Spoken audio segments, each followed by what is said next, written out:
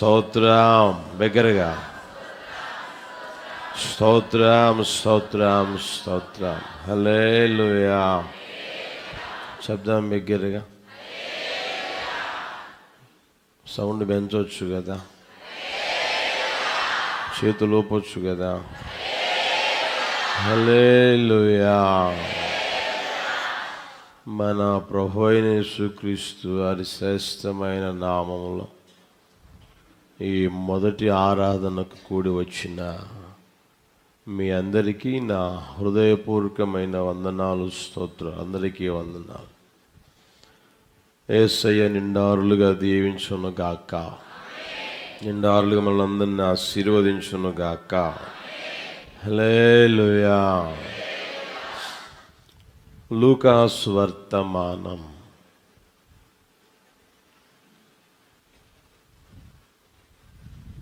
2వ అధ్యాయం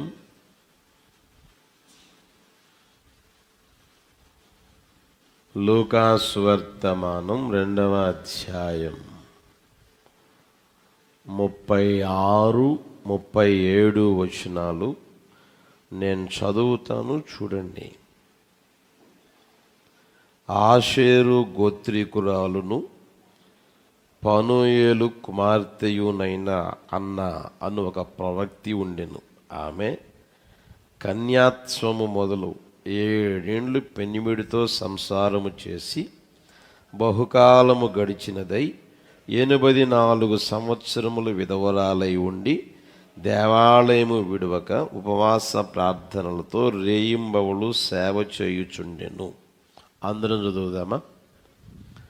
బైబిల్లో ఉన్న వాళ్ళందరూ, చదువు వచ్చిన వాళ్ళందరూ బైబిల్ చూస్తూ చదవండి.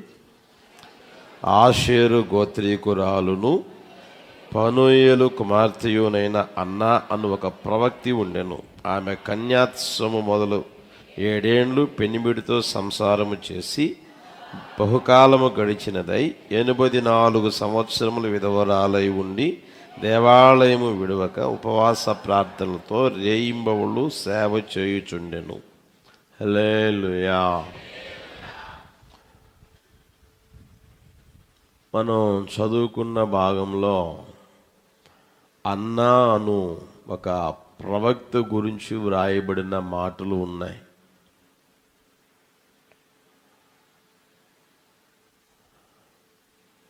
ఆ అన్న గురించి మనం ఆలోచన చేస్తే ఆమె ఆషేరు గోత్రీకురాలు అని రాయబడి ఉంది.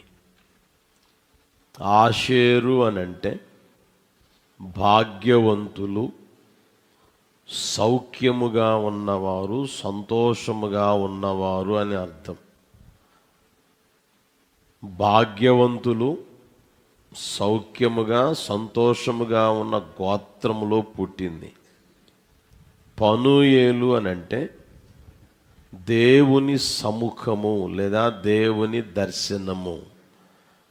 దేవుని సముఖములో ఉండి దేవుని దర్శనం పొందిన వ్యక్తి పనూయేలు. అతనికి జన్మించింది అని వ్రాయబడి ఉంది. పనూయేలు కుమార్తె అయిన అన్న. సౌభాగ్యవంతులుగా, సౌఖ్యముగా, సుఖముగా జీవిస్తున్న గోత్రంలో దేవుని సముఖములో ఉండి దేవుని దర్శనాన్ని పొందుకున్న కుటుంబములో జన్మించింది ఎవరయ్యా అంటే అన్నా అనే మనిషి. ఆ మనిషి దేవునిని నమ్మిన తర్వాత రోజులు గడవగా ఆమె ఏ స్థితిలోనికి, ఏ స్థానంలోనికి వచ్చింది అని అంటే ఒక ప్రవక్తిగా మార్చబడింది, ఒక ప్రవక్తిగా నడిపించబడింది, ఒక ప్రవక్తిగా పేరు ప్రఖ్యాతులు పొందినదిగా ఉంది. అన్నా అంటే కృప అని అర్థం. ఆమె కృప పొందినదిగా కనిపిస్తూ ఉంది. ఎంత కృప అంటే ప్రవక్తిగా మారగలిగిన ఆ కృప చేత ఆమె నింపబడి నడిపించబడుతూ ఉంది. అంత గొప్ప స్థితిలోనికి, అంత గొప్ప స్థానములోనికి ఆమె రావడానికి గల గొప్ప కారణం లేదా ఆమె ఆ స్థితిలోనికి రావడానికి గల గొప్ప ఉద్దేశం మనం గమనిస్తే ప్రియమైన వారలారా, ఆమె తన జీవితంలో చేసుకున్న తీర్మానాలు మాత్రమే అని మనం ఎరగగలం. ఆమె జీవితంలో చేసుకున్న ఆమె తీర్మానాలు ఆమెని ఆ స్థానానికి, ఆ స్థితిలోనికి తీసుకుని వచ్చాయి అనటంలో సందేహం ఏమీ లేదు. ఆమె తీసుకున్న తీర్మానాల వలన ఆమె జీవితం దీవించబడినట్లుగా, గొప్ప స్థితిలోనికి, గొప్ప స్థానంలోనికి వచ్చినట్లుగా మనం అక్కడ చూడగలం. ఇంకా ఒక వాక్యం చూపిస్తాను చూడండి. అక్కడే 2వ అధ్యాయం 38వ వచనం చూస్తే, ఆమె కూడా ఆ గడియలోనే లోపలికి వచ్చి దేవుని కొనియాడి యెరూషలేములో విమోచన కొరకు కనిపెట్టుచున్న వారందరితో ఆయనను గూర్చి యేసు ప్రభుకి సున్నతి చేసేదానికి ఆ దేవాలయంలోనికి తీసుకుని వస్తే ఏమండి, అంతకు ముందే సుమియోను అనే వ్యక్తి కనులారా చూచి తిని అని ఆయన గూర్చి మాట్లాడుతూనే ఉన్నాడు. ప్రియమైన వాళ్ళారా, అంతలో అన్న అనే ప్రవక్తి కూడా వచ్చింది. వచ్చిన తర్వాత ఆ బాలుడైన యేసయ్యను కన్నులారా చూచే భాగ్యం ఆమెకు కూడా దక్కింది. యేసయ్యకి మహిమ కలుగునుగాక. చూడండి, భాగ్యవంతులుగా, సౌఖ్యముగా, సంతోషముగా ఉన్న గోత్రములో పుట్టిన, అంత మాత్రమే కాకుండా దేవుని దర్శనం పొంది దేవుని సముఖములో నడిపించబడుతున్న ఆ కుటుంబంలో జన్మించిన, కృప పొందిన హన్న ఏ స్థాయిలోనికి, ఏ స్థితిలోనికి వచ్చిందయ్యా అంటే ప్రియమైన వాళ్ళరా, ప్రవక్తిగా మార్చబడమే కాకుండా కన్నులారా ఎవరిని చూసిందంట? చెప్పండి గట్టిగా. యేసయ్యను చూసే గొప్ప భాగ్యాన్ని పొందుకున్నది. ఈ రోజున ఈ మాటలు వింటున్న ప్రియమైన వాళ్ళరా, మనం ఈ లోకంలో యేసు ప్రభుని నమ్మడం మాత్రమే కాదు, కానీ నమ్మిన మన వ్యక్తిగత జీవితంలో మన స్థానాన్ని ప్రభువు మార్చునుగాక, మన స్థితిని మార్చునుగాక. మన స్థానం మారగలగాలి, మన స్థితి కూడా రోజు రోజుకి మారగలగాలి. ఎక్కడ వేశారా గొంగళి అంటే వేసిన కాడే ఉందండి అన్న ఆ స్థితి కాకుండా ఏమండి, మన స్థానము, మన స్థితి రోజు రోజుకి మారగలగాలి. దేవుని చేత హెచ్చించబడాలి, దేవుని చేత ఘనపరచబడాలి, దేవుని చేత గొప్ప చేయబడాలి.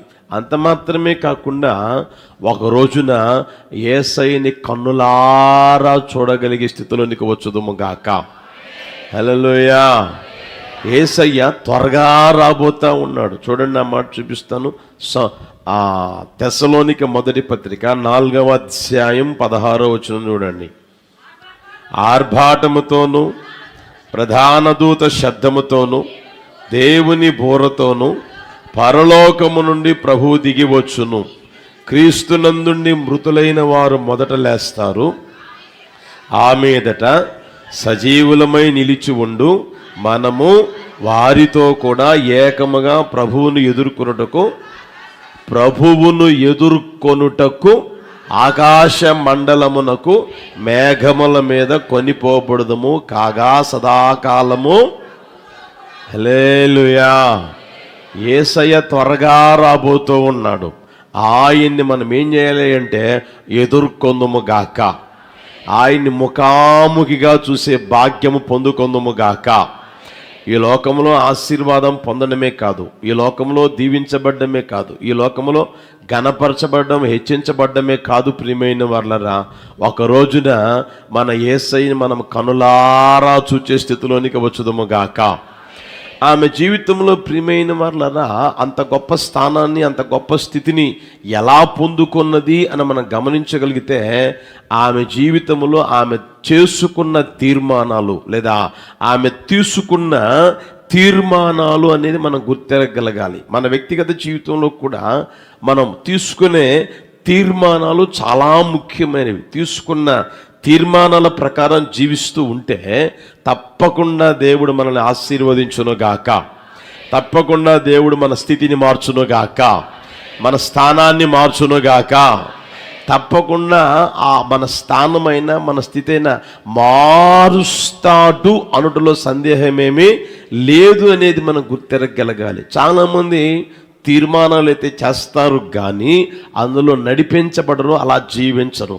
యాకోబు జీవితాన్ని మనం గమనిస్తే తన కష్ట క్లిష్ట పరిస్థితుల మధ్యలో నడిపించబడుతూ ఉన్నప్పుడు దేవుడు ఆయన్ని దర్శించాడు, మాట్లాడాడు. దేవుడు తీర్మానం చేయమని అడగకపోయినా యాకోబే తీర్మానం చేశాడు. ఏమని తెలిసినా ఏమండి, నేను ఉన్న ఈ స్థలం దేవుని మందిరముగా మారుతుంది, నాకు దేవుడు ఇచ్చేదానిలో దేవునికి నేను ఇస్తాను అని తీర్మానం చేసుకున్నాడు. తర్వాత 20 సంవత్సరాలు తిరిగిపోయింది. ఆ 20 సంవత్సరాల తర్వాత ఆయన జీవితాన్ని చూస్తే ప్రియమైన వాళ్ళరా, ఆయన అనుకున్న తీర్మానం ఏమాత్రం నెరవేర్చలేదు.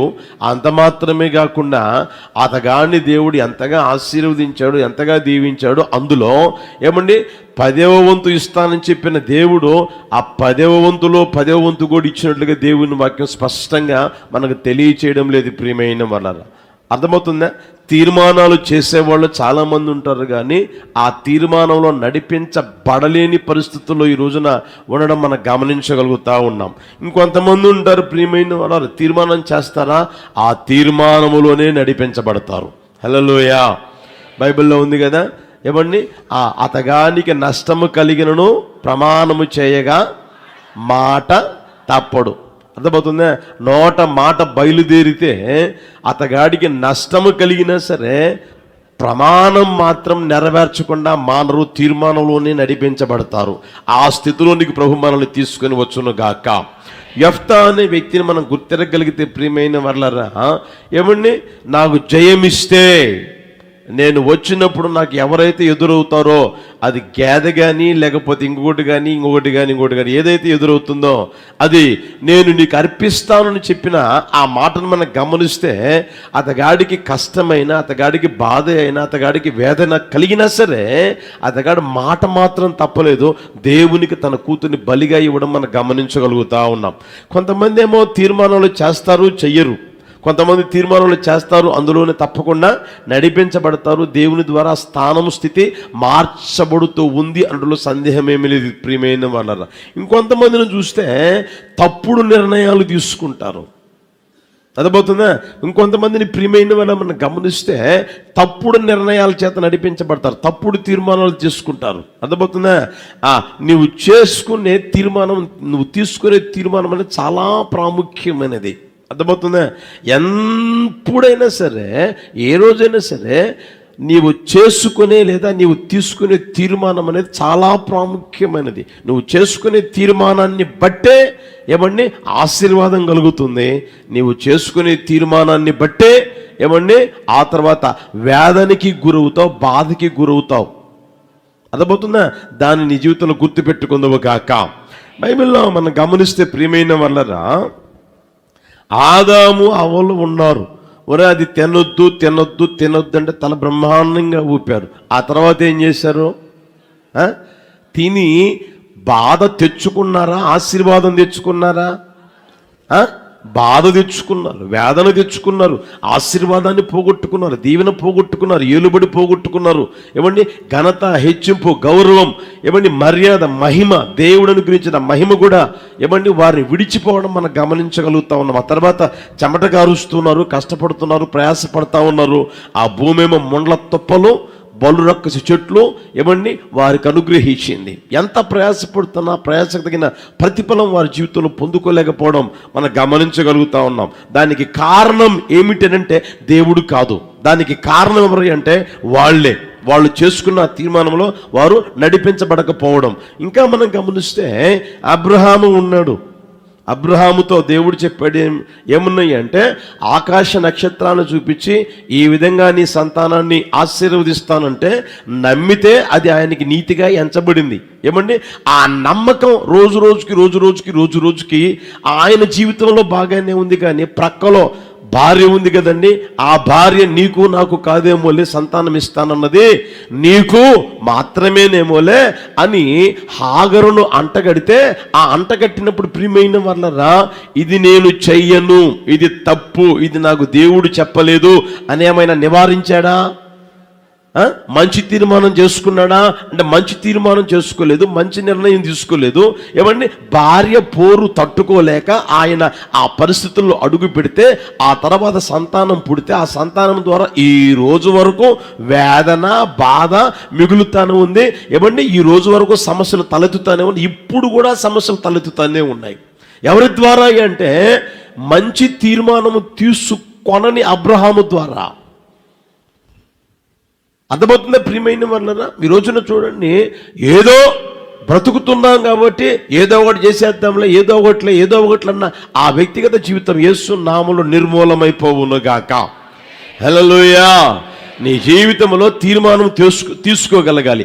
ఆ తీర్మానం మంచిదై ఉండగలగాలి. ఆ తీర్మానం దేవుని వల్ల కలిగినది ఉండగలగాలి. ఆ తీర్మానం నీ జీవితానికి ఆశీర్వాదాన్ని కలుగు చేసేదై ఉండగలగాలి. నీ జీవితానికి దీవెన కలుగు చేసేదై ఉండగలగాలి. నీ స్థానాన్ని, నీ స్థితిని మార్చగలిగేదిగా ఉండగలగాలి. అట్టి కృప ప్రభు అనుగ్రహించును గాక. అట్టి స్థితిలో నడిపించబడేటట్లుగా ప్రభు కృప చూపును గాక. మీరు ఇంకా చూడండి, హేరోదు అనే వ్యక్తి ఉన్నాడు. అమ్మాయి వచ్చి డ్యాన్స్ చేసి తన గారిని ఏమన్నా ఆనందింపజేస్తే నీకేం కావాలో కోరుకో, రాజ్యములో సగం మట్టుకైనా ఇస్తాను అన్నాడు. ఆ అమ్మాయి చిన్నపిల్ల కాబట్టి తెలియక తల్లి దగ్గరికి పోయి ఏం అడగమంటావో చెప్పండి అని అంటే ఆ తల్లి ప్రియమైన వల్లరా ఏమీ దొరకనట్లుగా యోహాను తల అడిగింది.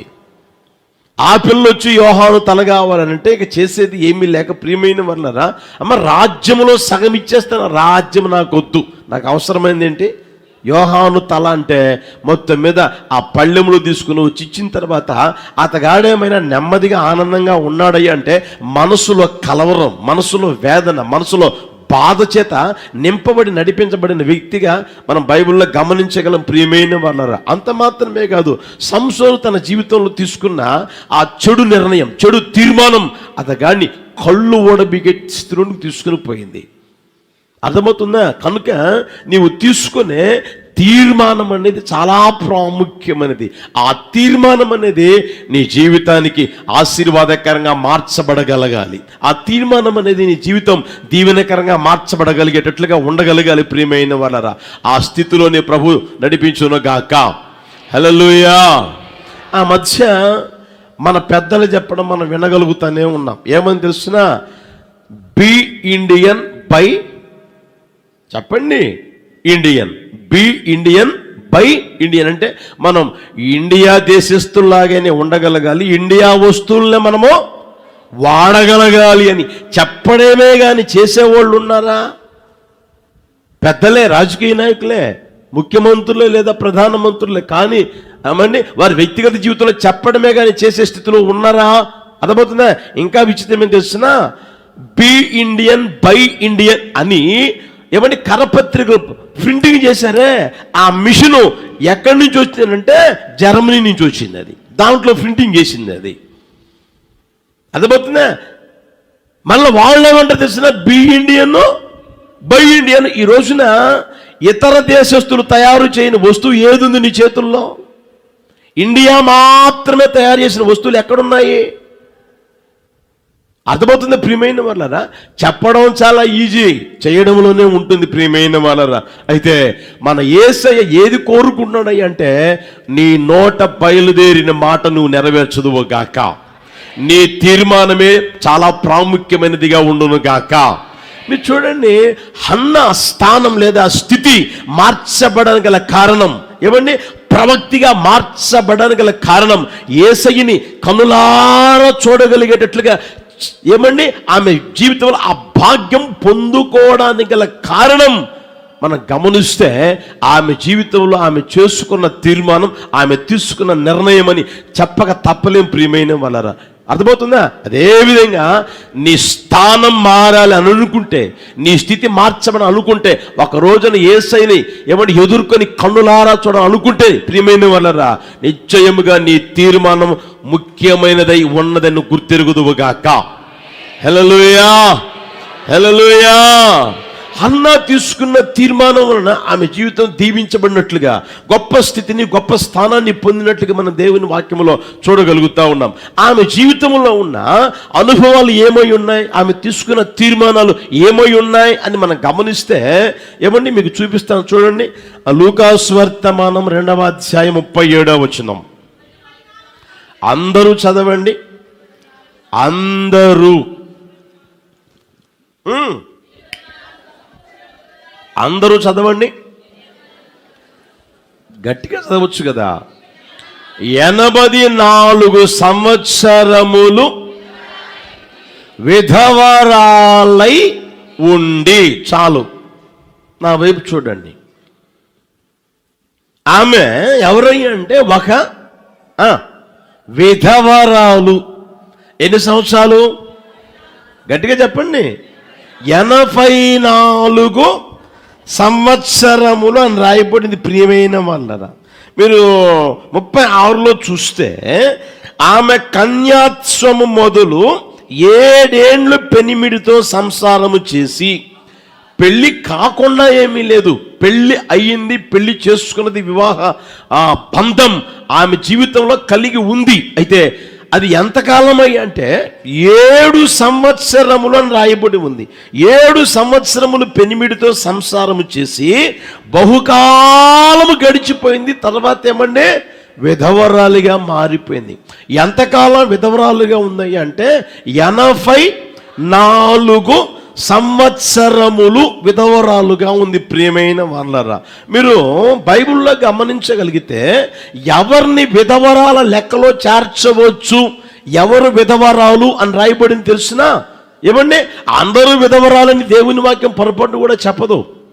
ఎవరు విధవరాలు అని అంటే చూడండి, తిమోతి మొదటి పత్రిక 5వ అధ్యాయం. తిమోతి మొదటి పత్రిక 5వ అధ్యాయం 5వ వచనం తీయండి. అందరూ చూడండి, అందరూ చదవండి. అయితే నిజముగా అనాథయైన విధవరాలు ఏకాకి అయి ఉండి దేవుని మీదనే తన నిరీక్షణ ఉంచుకొని విజ్ఞాపనల యందును ప్రార్థనల యందును రేయింబవలు నిలకడగా ఉండును. 9వ వచనం 60 ఏండ్ల కంటే తక్కువ వయస్సు లేక ఒక్క పురుషునికే భార్య అయి సత్క్రియలకు పేరు పొందిన విధవరాలు పిల్లలను పెంచి పరదేశులకు ఆతిథ్యం ఇచ్చి పరిశుద్ధుల పాదములు కడిగి శ్రమపడు వారికి సహాయము చేసి ప్రతి సత్కార్యము చేయబూను కొనినది అయితే ఆమెను విధవరాండ్ర లెక్కలో చేర్చవచ్చును. యవనస్తులైన విధవరాండ్రను లెక్కలో.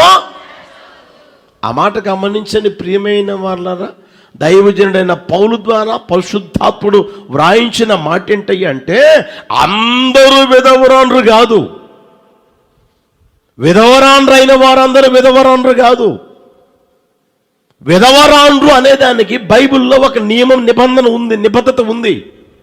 అదబద్ధత ప్రియమైన వాళ్ళరా. ఎవరయ్యా అంటే అక్కడ 12 సుగుణాలు ఉన్నాయి.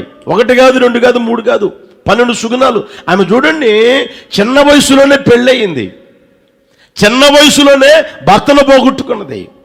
పెళ్ళయ్యేది ఎన్ని సంవత్సరాలకి?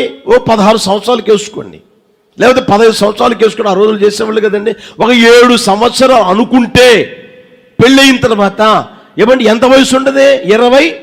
22 లేకపోతే 25 వేసుకోండి. 25 సంవత్సరాల వయసులోనే ఏమంటే పురుషుని పోగొట్టుకున్నది, సొంత భర్తని పోగొట్టుకున్నది. అప్పటి నుంచి విధవరాలుగా మారింది. ప్రియమైన వాళ్ళరా, అర్థమవుతుందా? విధవరాలుగా ఉండి ఉండి ఉండి ఉండి ఉండి ఉండి ఎంతకాలం అంటే అప్పటికి 84 సంవత్సరాలు విధవరాలుగా ఉందండి. ప్రియమైన వాళ్ళరా, అంటే ఆమె వ్యక్తిగత జీవితంలో మరలా ఏమైనా వివాహాన్ని కోరుకున్నదా? చెప్పొచ్చు కదా, కోరుకున్నదా? మరలా ఏమైనా ఆమె జీవితంలో లోక ఆశల్లో పడాలి అని ఆశపడిందా? లోకాన్ని కోరుకున్నదా? లోకపు ఆశలో నడిపించబడాలని ఆశపడిందా? లోకపు ఇచ్చలేమైనా కలిగి నడిపించబడిందా అని అంటే ప్రియమైన వాళ్ళరా, వాటన్నిటికీ దూరం అయిపోయింది. యేసయ్యకి మహిమ కలుగును గాక. హల్లెలూయా, హల్లెలూయా. లోకాన్ని ప్రేమించలేదు, ప్రియమైన వాళ్ళరా, లోకములో ఉన్న వాటిని ప్రేమించలేదు, పాపము కోసం ఏమండి పరుగులెత్తలేదు, మరలా పెళ్లి చేసుకుందాం, మరలా నా జీవితాన్ని కొత్తగా ప్రారంభిద్దాం, రెండవ పెళ్లి నేను చేసుకోవాలన్న ఆశ, తపన ఆమెలో ఏమాత్రం కనిపించడం ప్రియమైన వాళ్ళు. అలాంటి స్థితిని కోరుకొని లోకాన్ని త్యజించి నాకు చెప్పండి సుఖభోగాలు ఇక అవసరము లేదు, నా జీవితంలో జరిగిపోయింది, ఇక మీదట మరలా ఆ స్థితిలోనికి నేను వెళ్ళను, సుఖభోగాలు నాకు అవసరం లేదు అని త్యజించి తన వ్యక్తిగత జీవితంలో నడిపించబడింది. ఆ గొప్ప తీర్మానం ఆమె జీవితాన్ని ఉన్నత స్థితిలోనికి తీసుకుని వచ్చింది. యేసయ్యకి మహిమ కలుగును గాక. హల్లెలూయా. మీరు చూడండి, నయోమి తన కోడళ్ళకి చెప్పింది ఏమని తెలిసిన, అమ్మా నేను ఇప్పుడు మరలా పెళ్లి చేసుకొని పిల్లలు కానీ వాళ్ళు పెద్దోళ్ళు అయ్యి మరలా వాళ్ళకి మిమ్మల్ని ఇచ్చి చేసేదానికి నా దగ్గర అంత ఓపిక లేదమ్మా, మీరు పోయి మరలా పెళ్ళిళ్ళు చేసుకొని నెమ్మదిగా ఉండండి, సంసారాలు గడుపుకోండి అని అంటే, ఒక ఆమె ఏం చేసింది చెప్పొచ్చు కదా, ఏం చేసింది అంటే అర్థం ఏంటి? లోకం కోరుకోలేదా? లోకపు ఆశలు చంపుకోలేదా? లోకపు ఇచ్చలో నడిపించడం ఉన్నదా లేదా? తన వ్యక్తిగత జీవితంలో దేన్ని ఆశించి వెళ్ళింది, దేన్ని కోరుకుని వెళ్ళింది, దేన్ని త్యజించింది? ప్రియమైన వాళ్ళరా,